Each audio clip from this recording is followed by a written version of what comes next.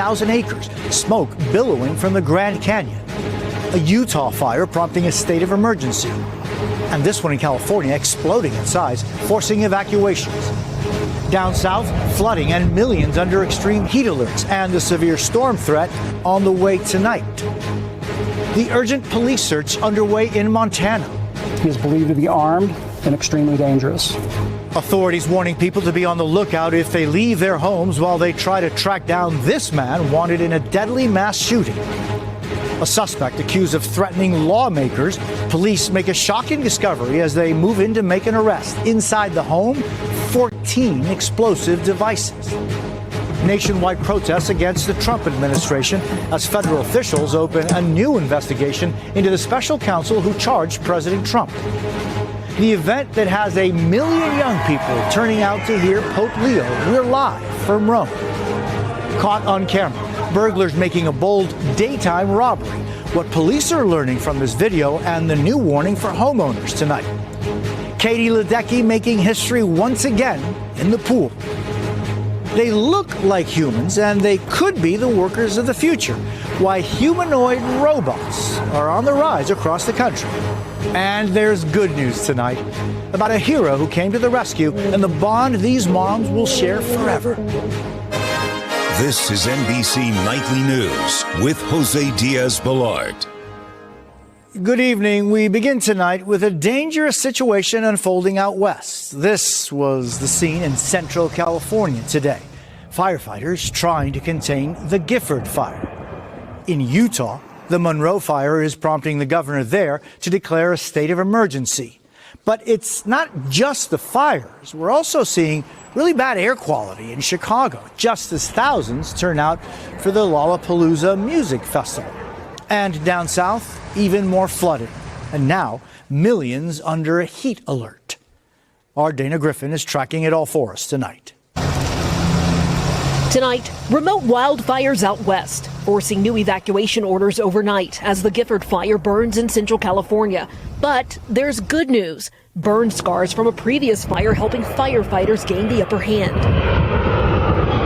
In Utah, the Monroe Canyon fire growing rapidly, the governor declaring a state of emergency. The odds of us putting it out anytime soon are pretty low, just to be honest. And in Arizona, that mega fire dubbed Dragon Bravo, burning for nearly a month at the Grand Canyon, has grown to more than 100,000 acres. This is fire behavior that many of us have never seen before. This is the driest it has ever been in this area, and we've been keeping those records since 1960. This fire burning so hot, it's creating its own erratic weather system. The wildfire threat comes as 13 million across the Southwest, Texas, and southern Florida are under heat alerts. Temps in Phoenix could climb as high as 115 degrees. The upper Midwest still dealing with wildfire smoke from Canada.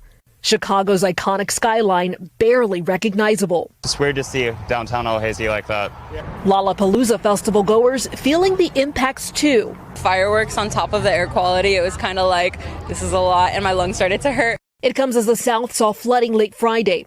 In Alabama, this driver pulling an escape maneuver. The half-submerged car appears to be stuck in a flooded parking lot, but the driver behind the wheel manages to drive away. Dana, what are the other threats tonight? Well, Jose, there's a slight risk for severe storms in the plains, producing wind gusts up to 80 miles per hour, damaging hail and possible tornadoes. As we head into Sunday, flood watches will be in effect for about 2 million people in the southeast, and air quality alerts from those Canadian wildfires spreading to some in the northeast tomorrow. Jose? Dana Griffin, thank you.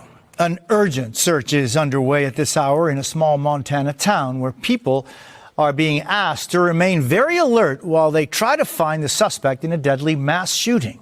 Kathy Park has the latest. Let your message sell for you with a face that speaks with confidence and clarity. HumanPal creates AI avatars that look real, sound natural, and deliver your... Tonight, a newly released photo of the man suspected of a deadly mass shooting in western Montana. Authorities say 45-year-old Michael Brown is seen here, shirtless and barefoot, fleeing the scene after opening fire at the Owl Bar Friday morning, located next door to his home. State officials say he killed a bartender and 3 patrons and took off in a white pickup truck. He is believed to be armed and extremely dangerous. The manhunt intensifying after law enforcement recovered Brown's truck, but there was no sign of him. Now officials urging residents to be on high alert as the search expands into the mountains. We're doing everything we can to find and bring this perpetrator to justice. It's okay to go about your business in town, but please use caution. Brown's background now coming into sharper focus. An Army spokesperson telling NBC News Brown served from 2001 to 2005, including a deployment to Iraq, and later spent 3 years with the Montana National Guard. This is a horrific event that happened to a small community. Shane Charles owns a sports bar 2 blocks from where the shooting took place and told us he's known Michael Brown since they were kids. Mike was a great guy. When he was on his meds, he did have some mental health problems. And I do have to say that the mental health program has let him and our community down. There's been more than one person that has tried to help Mike in our community, but mental health program has let him down. The FBI now joining local law enforcement to find Brown as tensions are running high. There's no one out, nobody's walking. A lot of businesses are closed. Of course, people are on edge. Shane Charles hoping the community can heal. If you have had an opportunity to say something to Mike, what would you tell him right now? I personally would say, Mike, come on in and turn yourself in. To help bring peace to a shaken Montana town. Kathy Park, NBC News. Police in Tennessee say a man tried to detonate an explosive while he was being arrested. The Polk County Sheriff's Office saying this man, 54-year-old Kevin Wade O'Neill, was wanted for threatening to kill public officials and law enforcement. Investigators say they found 14 improvised explosive devices in his home, including one that was smoldering in the suspect's bedroom. O'Neill will be charged with attempted first-degree murder, along with weapons charges. Demonstrators took to the streets in multiple cities around the country today to protest moves made by President Trump in his first 6 months in office. Vaughn Hilliard has the latest. Tonight, another round of demonstrations against the Trump administration's fast and forceful actions, as federal officials launched this weekend an investigation into Jack Smith, the former special counsel who brought 2 criminal indictments against then-candidate Trump. Smith, a frequent target of the president's anger. He's a deranged prosecutor. He's sick. They suck him on me. Republican Senator Tom Cotton initiating the independent agency's inquiry, alleging Smith violated the law by using his investigations to hurt Trump's 2024 campaign, though not publicly presenting any specific evidence of impropriety by Smith. The U.S. Office of Special Counsel can refer potential violations to the Department of Justice. This is the president in a new interview defended his decision to fire the head of the Bureau of Labor Statistics just hours after Friday's jobs report was released. We fired her because we didn't believe the numbers today. The monthly jobs numbers for July showed a weaker than expected 73,000 jobs added. The fired Labor Statistics Commissioner posting late Friday night, measuring a vast and dynamic economy is vital and important work.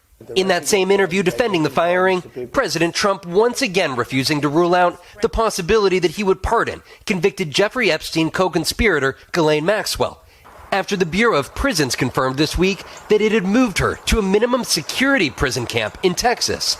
I have the right to give pardons. I've given pardons to people before, but nobody's even asked me to do it. And when asked about a potential pardon for Sean Diddy Combs, the president said it was unlikely because Combs was, quote, very hostile toward him when he entered politics. Jose? Vaughn Hilliard traveling with the president tonight in New Jersey. Thank you.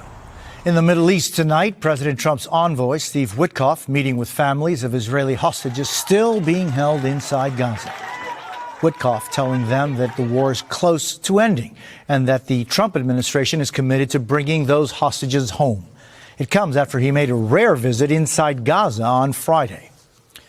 And now to Texas, where a major battle is unfolding that could impact the balance of power in Washington and make it a lot harder for Democrats as they try to take back the House next year.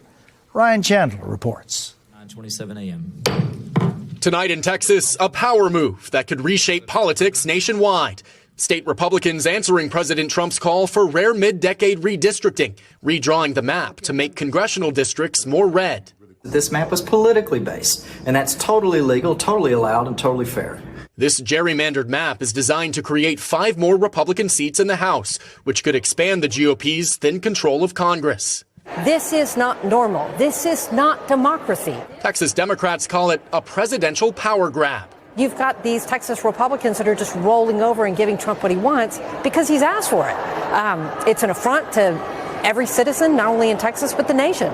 California Governor Gavin Newsom says he's considering asking for a special election this year to change his state's redistricting process. It's a big deal.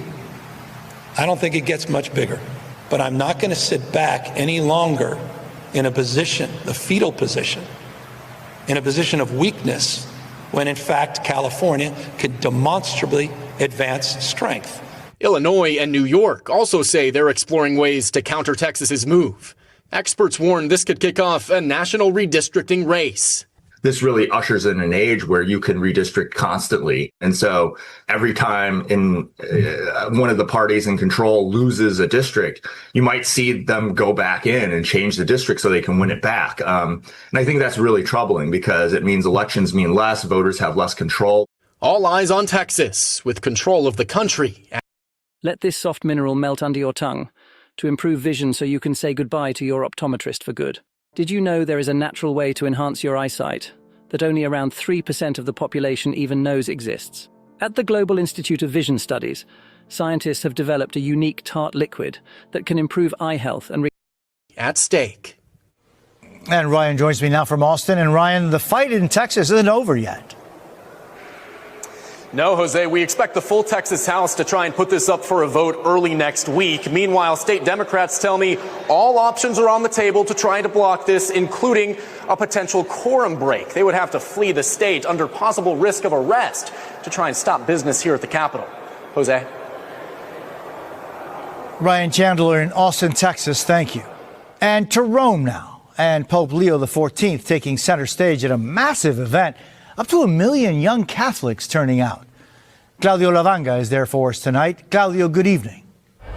Well, Jose, this is Leo's biggest audience so far. The Vatican estimates that around 1 million young people from 146 countries turned out here. And tonight, they were joined by Pope Leo XIV, who told them to beware of social media, to build real relationships, to become witnesses of hope, justice, and peace. And as you can see around me, a lot of people here will be camping out overnight because the Pope will be back here tomorrow morning to preside over his biggest mass since his election in May.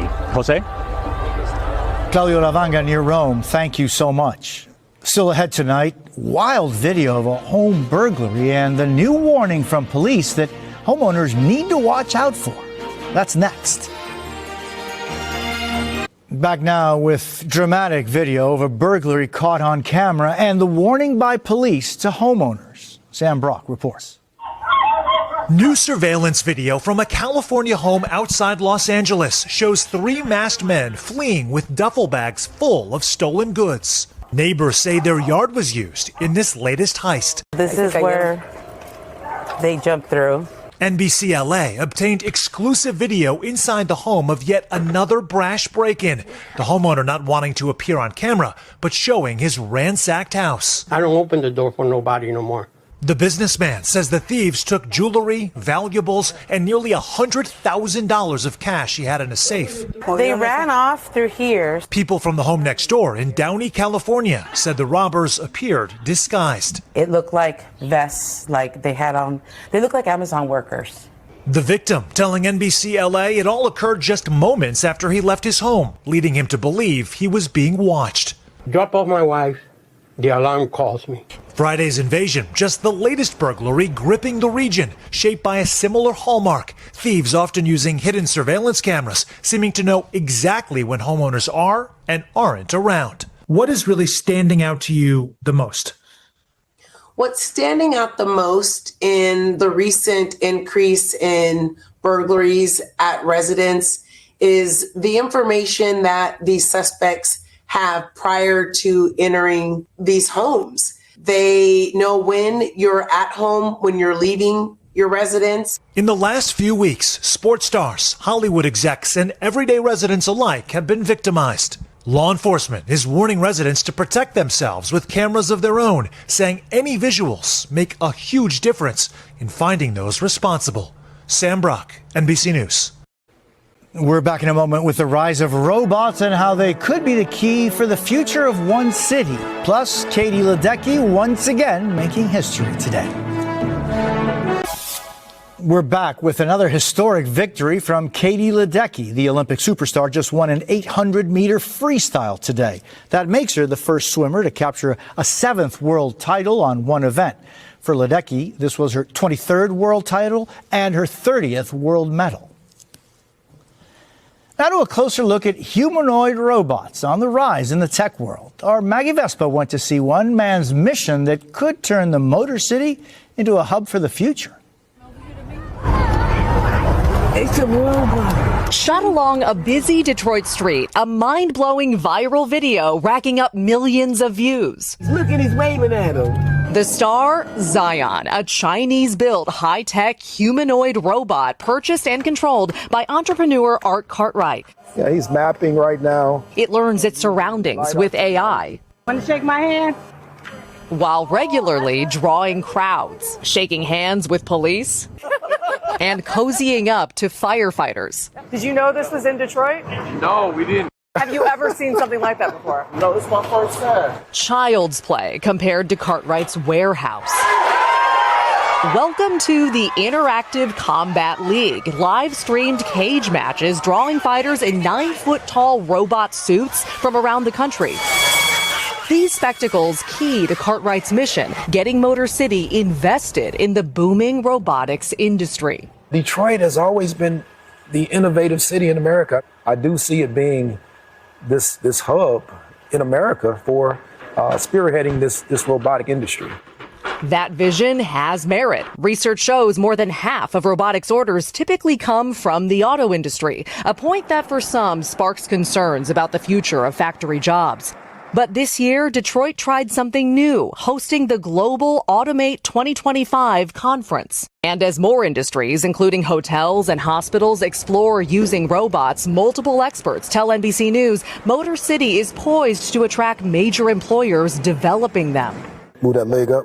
That future in mind, Cartwright's training local teens to use the technology. Come over here with us, Jacoby. Every time I come here, I get a little smarter. Detroit gets such a bad rap, so I like that there's finally something positive to see on the news.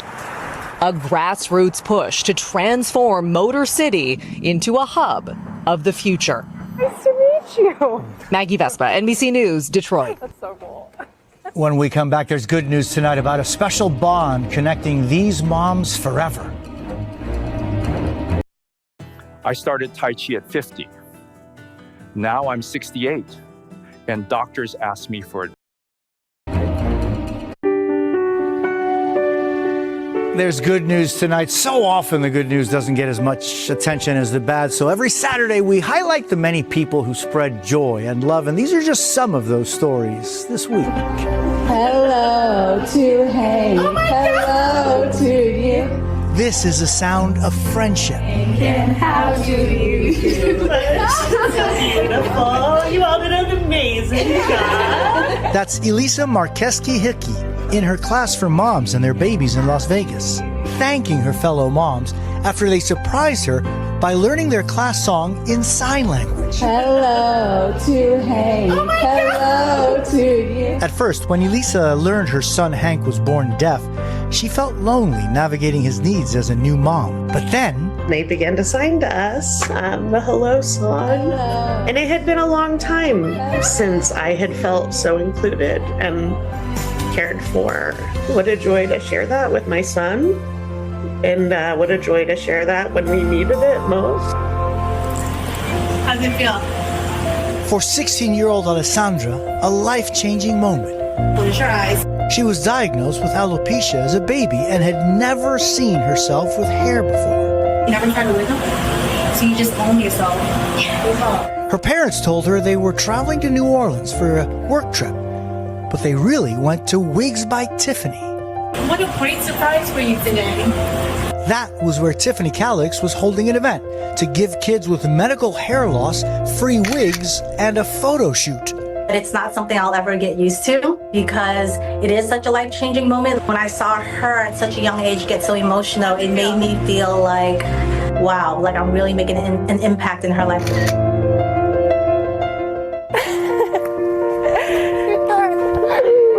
And for these moms, a bond they will share forever. When 18-year-old Hayden Ireland was riding home on his motorcycle in Vermilion, Ohio, he crashed into a deer and went over the handlebars. You took a pretty hard fall. And I probably sat there and bounced and tumbled up and down the road 20 times before I landed in the ditch. With his phone knocked out of his pocket, he couldn't call for help until he saw headlights in the distance. I took everything in me to climb out of the ditch with my broken foot and run into the road. And I'm like, they're not going to see me. If they see me, are they even going to stop? But the driver became Hayden's hero. Emily Stark not only stopped, she jumped into action, even with her baby in the car. There's a motorcycle. I think he hit a deer. Okay. He's in an ambulance. After that night, Hayden's mom, Mary Muscatello, was determined to track Emily down to thank her. You are an amazing person. And what was that reunion like? It was amazing. Just to be able to look her in the eye and say thank you for saving my baby. I'm so glad you're okay. And now, with her son about to start college, Mary is cherishing every minute with him. And it's all thanks to Emily. Mary, what's the bigger message here? Always be willing to help, because you don't know what somebody's going through, and you can be that big change in someone's life that they really need. That's NBC Nightly News for this Saturday. Hallie Jackson will be here tomorrow night. I'm Jose Diaz-Balart. Thank you for the privilege of your time, and good night.